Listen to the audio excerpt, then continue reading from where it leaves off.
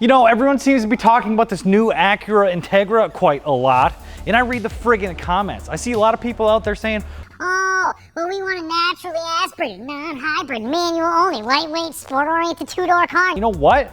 That just grinds my friggin' gears. Like, stop trying to make manufacturers build slow cars. How about we let them turbo it and make it actually competitive with other modern cars? Because a goddamn 2021 Camry, not even the TRD, makes 300 horsepower.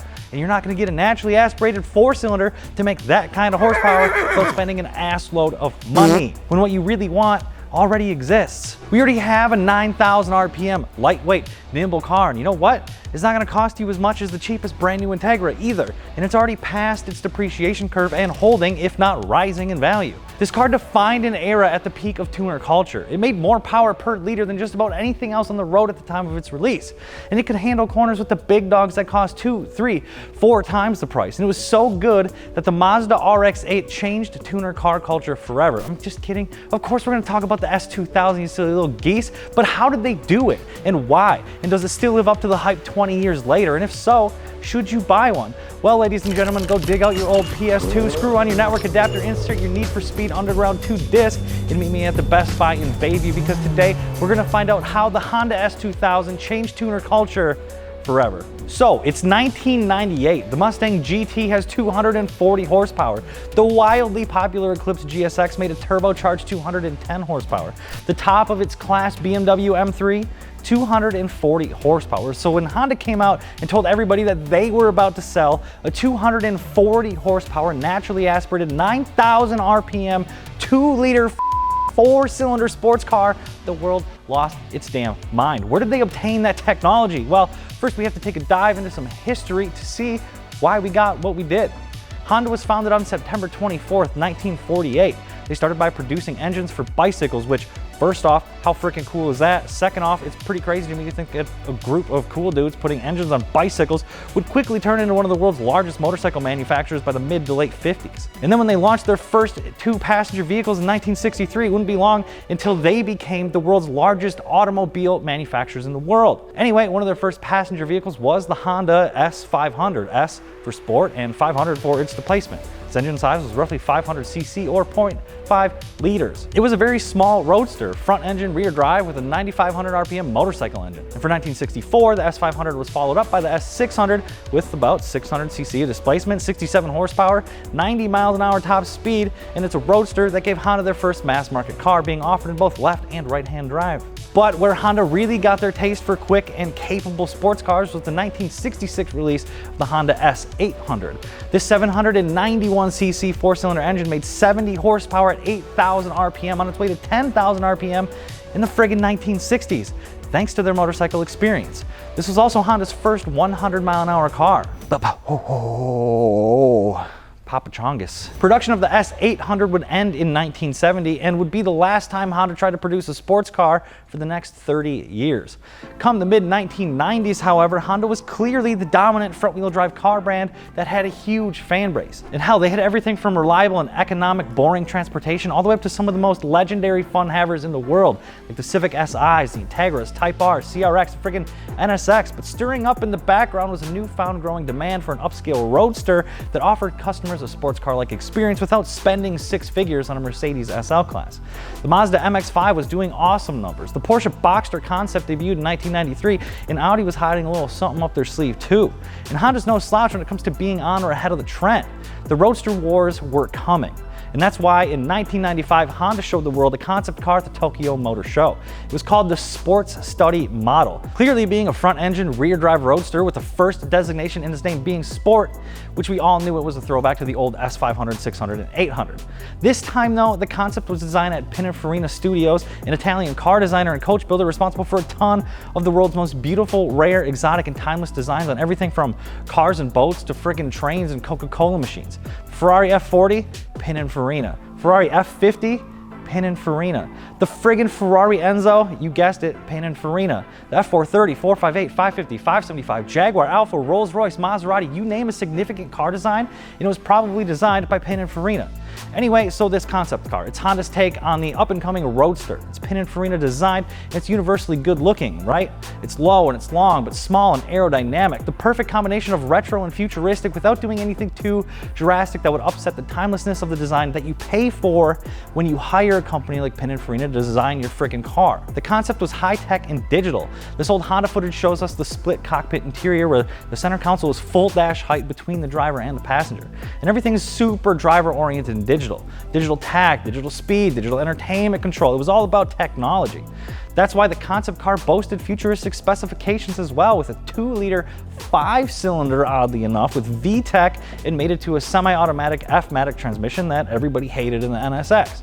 The SSM also boasted a 50-50 weight distribution thanks to X-Bone technology, which was a frame design that would be as rigid as a full roof car without the additional weight.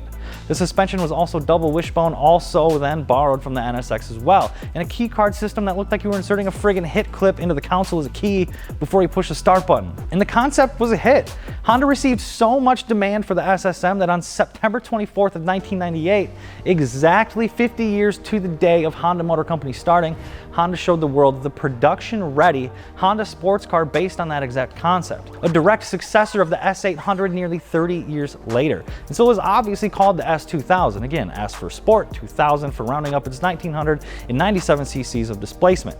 Although a bit different than the original concept, the car retained a lot of the desirable features. From looks to the high X-bone frame, it was a major part of this. Building a convertible from the ground up instead of designing it as a coupe and then chopping the roof off was a major win here. This didn't end up being just your average heavy floppy convertible like the TT would end up being. This was a true roadster experience that was full of exotic nature. The entire way the car is set up is a lot like that of a supercar in the sense of how you kind of have to drive it. Everything is so lightweight and moves so fast you have to keep up with it. The engine internals and flywheel are so light that the engine revs down and up extremely quickly. So you have to shift it kind of quickly to keep it smooth, otherwise those revs are going to hang and you're going to rock around a little bit. And there is no low-end torque, so you do have to rev the car out to keep it happy, just like an exotic car. You're bringing the RPMs up to 4,000 or 5,000 before you're shifting that gear. This seems extremely counterintuitive until you get some seat time in something like an F430, an R8, or an S2000. And it makes a lot more sense when you break it down into one of those main boasting factors of the drivetrain that came in the S2000, which is that the Honda S2000's little 2-liter 4-cylinder makes the same power per liter as a Ferrari 458. In fact, the 458 was actually the car that took away the S2000's title for making the most power per liter in the world, but only by 0.2 horsepower. Now, the way it really does this is by taking revolutions of the engine to the next level. Horsepower is a calculation of torque times RPM. So at the most basic of concepts, RPM equals horsepower. But RPM also equals expensive and exotic materials to hold everything together reliably.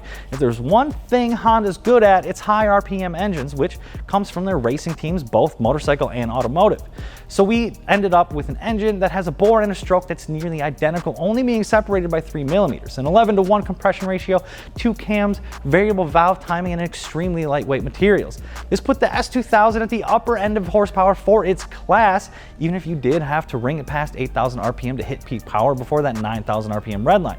Yeah, you heard that right, 9,000 RPM. That's like 500 less than an RX-8, so again, extremely exotic in the way the car drives. And since it's so light and stiff, the car handles phenomenally, easily taking out supercars in any event where horsepower isn't an advantage point. And at the end of the day, the S2000 was the sports car that went after, well, kind of everything the naysayers said about the Japanese brand. My dad is a big domestic car guy, and so when I was growing up, we went to a lot of classic car shows, and just like with my dad, I found myself arguing with other car guys that sport-oriented Hondas were great amounts of fun with great Japanese build quality and not just some pointlessly modified Econobox from friggin' China.